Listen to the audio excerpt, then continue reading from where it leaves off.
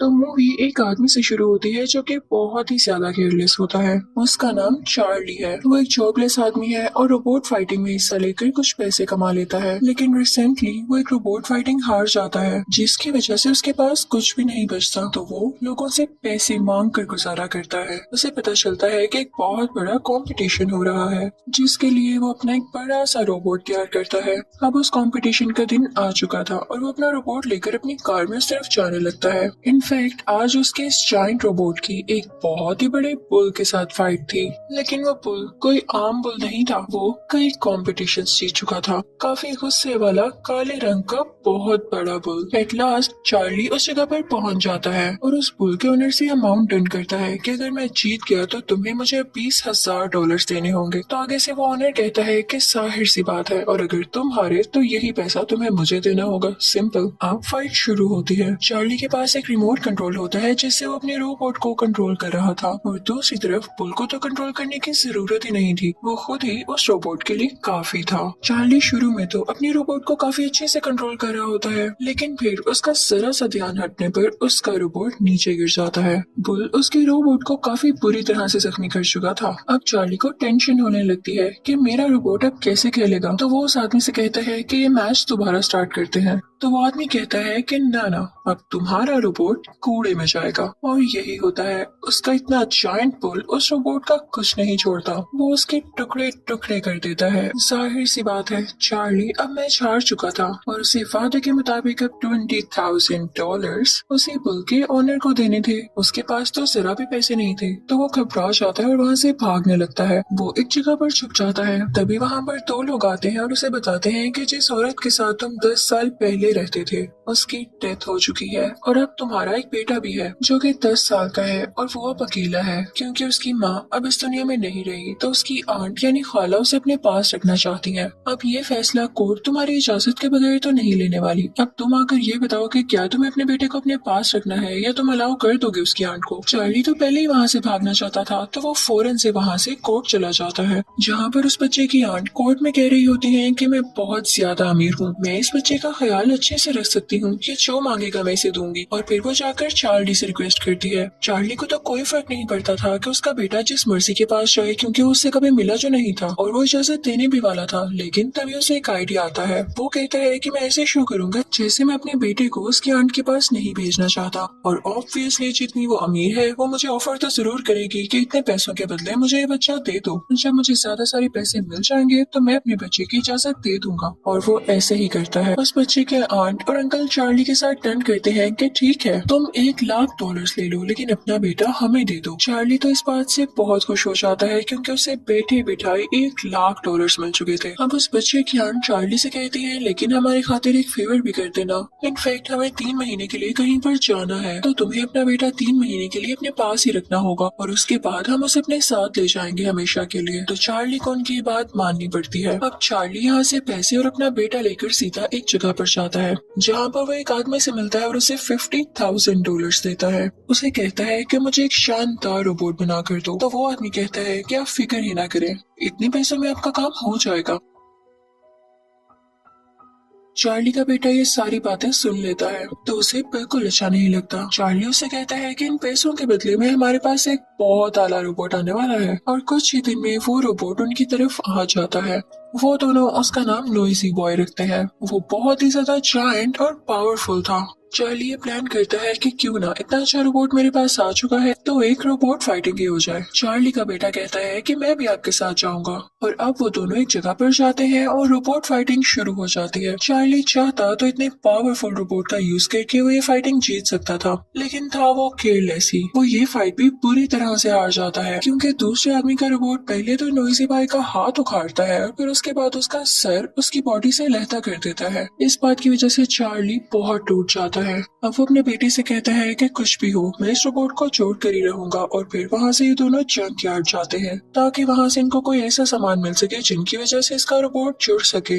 वहाँ पर बहुत ज्यादा बारिश हो रही होती है और ये लोग उसके स्पेयर पार्ट्स ढूंढ रहे होते हैं, लेकिन तभी उस बच्चे का पाँव स्लिप होता है और वो नीचे गिरने लगता है। चार्ली फौरन से उसे बचा लेता है। जब वो बच्चा देखता है कि उसका पाँव किस चीज से स्लिप हुआ तो उसे एक अजीब सी चीज दिखाई देती है। वो किसी पुराने रोबोट का हाथ था। वो अपने फादर से कहता है कि हम इसको बाहर निकालते हैं, लेकिन चार्ली कहता है कि हमारे पास इसके लिए वक्त नहीं और बारिश भी हो रही है। लेकिन वो बच्चा कहता है कि ठीक है, मैं खुद ही इसको निकाल लूंगा। उसके बाद वो दोनों चार्ली की एक दोस्त के पास आते हैं जो कि रोबोट्स के बारे में थोड़ी बहुत नॉलेज रखती थी। चार्ली अपने दोस्त से कहता है कि मेरा बेटा एक रोबोट लाया है, पता नहीं जंकयार्ड से कौन सा पुराना सा रोबोट उठा लाया है। तो चार्ली का बेटा कहता है कि आप इसको एक बार देखें तो सही, ये बिल्कुल ठीक है। अब चार्ली की दोस्त उसे और ठीक कर देती है जिससे वो बिल्कुल एक्टिव हो जाता है। उस रोबोट का नाम एटम था। वो बहुत ज्यादा स्ट्रॉन्ग था और अनएक्सपेक्टेडली ये किसी को भी नहीं पता था। चार्ली भी ये देख के खुश हो जाता है तो वो अपने बेटे से कहता है कि हम इसे एक कंपटीशन में लेकर जाएंगे, एक बहुत बड़े कंपटीशन में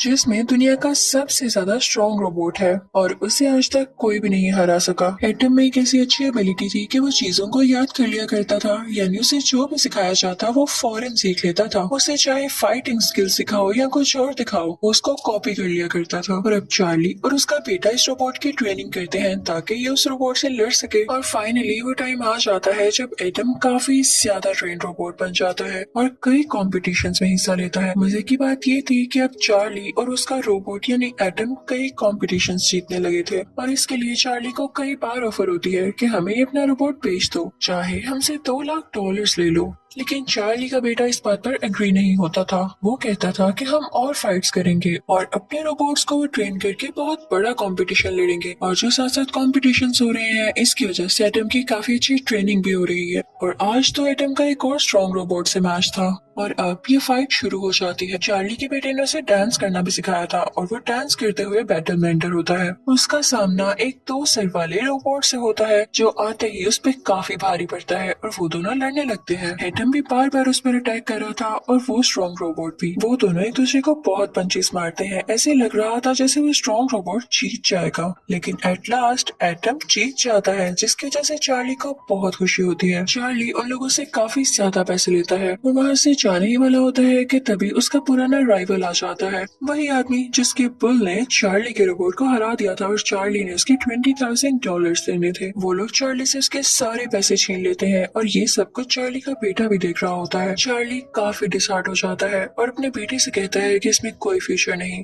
मैं तुम्हें नहीं पाल सकता, मेरे पास अब कोई पैसा नहीं बचा। और अब उस बच्चे के आंट और अंकल भी आ चुके थे तो चार्ली उससे कहता है कि आओ मैं तुम्हें तुम्हारी आंट के पास छोड़ रहा हूँ। तो वो बच्चा कहता है कि नहीं, मुझे आपके साथ रहना है। वो जबरदस्ती अपने बेटे को उसकी आंट को दे देता है और वापिस आ जाता है। उसकी दोस्त उससे पूछती है कि तुम्हारा बेटा कहाँ है, तो वो कहता है कि मैंने दे दिया उसको उसकी आंट को, मुझे ऐसा करना ही था, वैसे भी मैं उसका ठीक से ख्याल नहीं रख पा रहा था। तो उसकी दोस्त कहती है कि चार्ली तुम होश में तो हो, वो तुम्हारा बेटा है, जब वो तुम्हारे साथ रहना चाहता है तो तुम्हें क्या मसला है, तुम फौरन उसके पास वापस जाओ। तो चार्ली को ऐसा करना पड़ता है। चार्ली को एहसास हो चुका था कि उसका बेटा ही था जिसने एटम को इतनी टेक्निक सिखाई।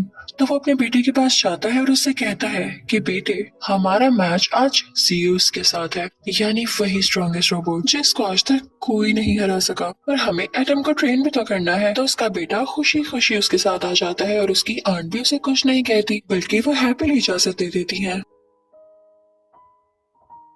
तो अब वो दिन आ चुका है जब ज़ीउस और एटम की फाइटिंग है। सब लोग काफी एक्साइटेड होते हैं क्योंकि पिछले कई मैचेस एटम जीत रहा था और आज जिसके साथ उसका मैच था वो ज़ीउस था, यानी दुनिया का सबसे स्ट्रॉन्ग रोबोट। कई लोग उस पर बिड लगाते हैं। वहाँ पर वो आदमी भी आया था जिसका पुल था। वो कहता है कि एटम हार जाएगा, तो वो भी कई ज्यादा पैसों के बिड लगाता है जो कि उसके मुताबिक उसको वापस मिलने वाले थे। लेकिन किसी को क्या पता कि आगे क्या होता है। तो अब एंट्री होती है ज़ीउस की जो कि काफी खौफनाक एंट्री थी। मैच शुरू होने वाला था। चार्ली और उसका बेटा एक बार तो ज़ीउस को देख के घबरा जाते हैं, लेकिन चार्ली अपने बेटे से कहता है कि हमें कुछ भी करके जीतना होगा, हम ये कर सकते हैं। उनको बताया जाता है कि इनकी फाइट के 5 राउंड्स होंगे। तो पहला राउंड होता है शुरू। ये राउंड शुरू होते ही ज़ीउस फौरन से एटम को एक पंच दे मारता है। एटम बेचारा यहाँ गिर जाता है, लेकिन ज़ीउस उसे पंच मारे ही जाता है। ज़ीउस उसे मौका ही नहीं दे रहा था कि वो भी कुछ कर पाता। तो यहाँ पर एटम काफी वीक हो जाता है। अब ज़ीउस उसके हेड पर शॉट मारता है, यानी उसके सर पर पंच करता है,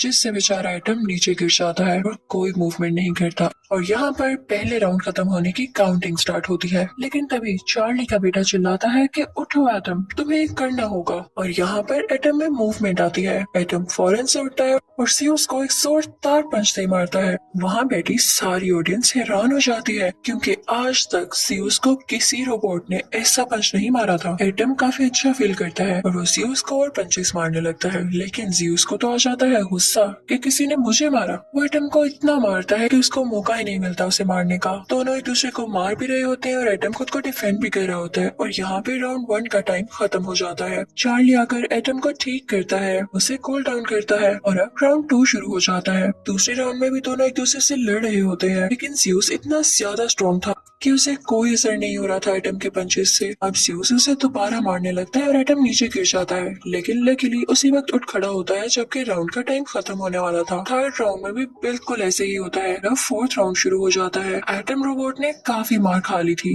लेकिन चार्ली उसे मुसलसल इनकरेज कर रहा था कि तुम कर सकते हो, और चार्ली का बेटा उससे ज्यादा उसे इनकरेज कर रहा था। तो एटम भी हिम्मत नहीं हारता और ज़्यूस से लड़ता रहता है। ज़्यूस एटम को रिंग के कॉर्नर में ले जाता है और उसे इतने पंचेस मारता है कि उसकी बॉडी से धुआं निकलने लगता है और एटम काफी डाउन होता है। इससे पहले कि एटम का सिस्टम खराब हो जाता, बेल बज जाती है और राउंड 4 यहाँ खत्म हो जाता है। चार्ली फौरन वहाँ पर आता है और एटम में कुछ चेंजेस करता है, उसे ठीक करता है। अब फिफ्थ राउंड शुरू होने वाला था, लेकिन एटम की हालत ऐसी नहीं थी कि वो लड़ पाता। तो चार्ली का बेटा अपने फादर को एक आइडिया देता है कि हम जानते हैं कि एटम हमारे एक्शंस को कॉपी करता है। अब उसमें तो इतनी हिम्मत नहीं है कि वो खुद से लड़ सके, तो क्यों ना आप उसके पास खड़े होकर वैसे एक्शंस करें तो वो भी आपको कॉपी करने लगेगा। चार्ली कहता है कि ऐसे कैसे हो सकता है, सारे लोग हैं और वो मुझे नोट करेंगे। तो चार्ली का बेटा कहता है कि आप रिंग से बाहर ही रहिएगा, जैसे बाकी ऑडियंस चेयर अप कर रही होती है आप भी वैसे ही चेयर अप करिएगा, किसी को कोई शक नहीं होता। अब राउंड शुरू होता है, ये फाइनल राउंड था,